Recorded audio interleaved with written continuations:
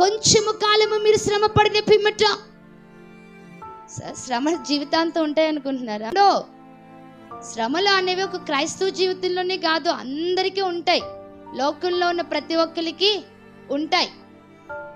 కానీ క్రైస్తవ జీవితంలో దేవుడిచ్చిన నిరీక్షణ ఇది, వాళ్ళకి లేదు. ఇది దేవునికి స్తోత్రం, హల్లెలూయా. శ్రమలు ఎంతకాలం ఉంటాయని రాయబడింది అక్కడ? కొంతకాలమే ఉంటాయి. ఎవరి జీవితంలో అయినా అవి నిందలు కావచ్చు, అవమానాలు కావచ్చు, అప్పుల బాధలు కావచ్చు, రోగాలు కావచ్చు, అది శారీరకంగా కావచ్చు, మానసికంగా కావచ్చు, ఆత్మీయంగా కావచ్చు, ఏ రీతిగా అయినా శ్రమ అనేది వారి జీవితంలోకి ఎంతకాలం వస్తుందట?